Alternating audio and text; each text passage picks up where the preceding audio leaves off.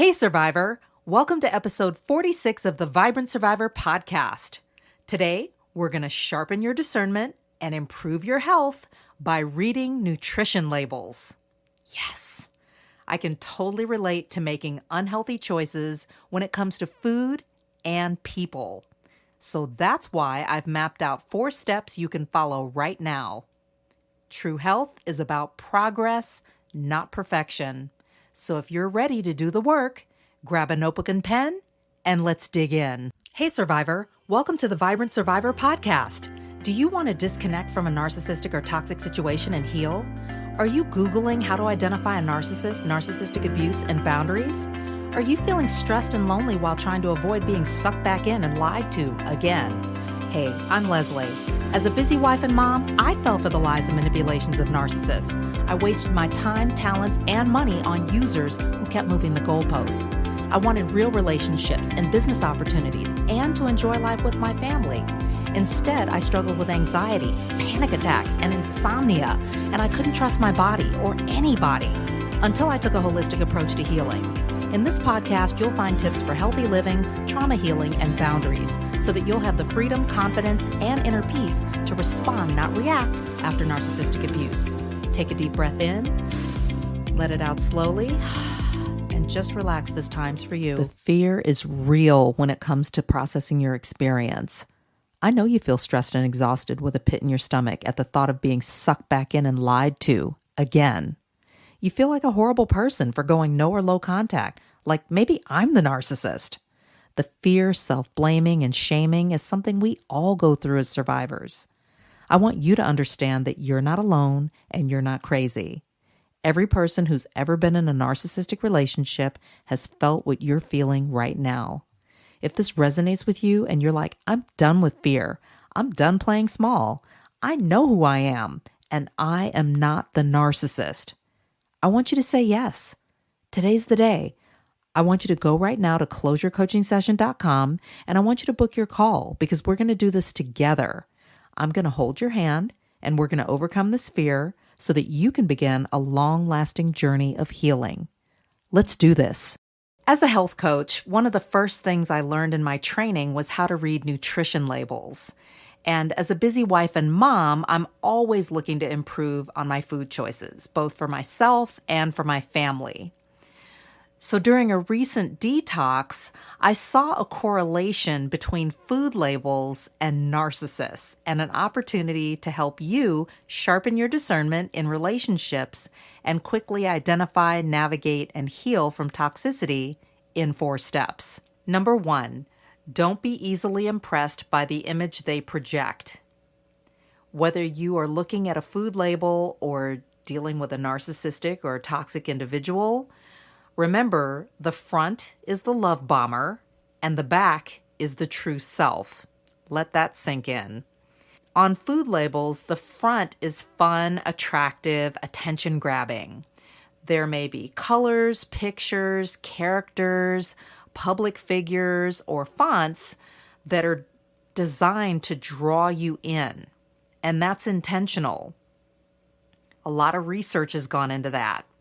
On the back, it's more informative, educational, and you'll find information listed in the form of measurements, percentages, a breakdown of what's going on dietarily, and this information will help you know what you're dealing with.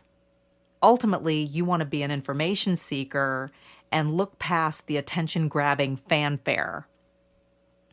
Number 2, notice nutrition facts. These are the highlights of food labels, and they help you to identify or determine what you're getting or the value of what you're getting. If you turn a package of food to the back side, you want to start at the top with the serving size and the servings per container. And then from there, the label will list out fats and sodium. I will include in that sugars a little bit lower, but collectively, you want to stay low sugar, low fat. And you want to avoid trans fat. This can be listed or identified as hydrogenated fat. It's unnatural, man-made, and it's hard to metabolize, and it stresses the body and brain. Underneath where the fats are listed and the sodium, you'll see fiber and protein. And you want lots of this. You want high fiber and protein. Another highlight are the percent daily values. This tells you how much a nutrient in a serving of food contributes to a daily diet of 2,000 calories. Your daily values may be higher or lower depending on what your caloric needs are. 5% or less is considered low, and 20% or more is considered high for percent daily values. Finally, at the bottom of the label, this is the most important section of the label, and it's the ingredients. This tells you exactly what is in the food. Which brings me to number 3, investigate ingredient lists. This tells you what's in the food. It's the most important, useful information on the food label. Ideally, you want this list to be short. And by short, I mean 10 ingredients or less. Also, you want to make sure that you can pronounce the words on the ingredient list. Not only that, but you want to make sure that the words are good words, like whole grains, organic, fill in the blank. And you want to be careful with other names or aliases that might be used to mask things that you cannot easily identify before you put them into your body, like natural flavors, like what's that? Finally, know that the first ingredient in the list is the most that's in the food. Number 4, know your nose. If you have any food allergies or sensitivities, or there are other foods that you need to avoid because they're not beneficial to you at this particular time or in this particular season of your life, maybe you're going through some health struggles. Maybe you're seeing a specialist for something. It could be skin, it could be hair, it could be any type of issue that you're having, and they may have advised you to stay away from certain things.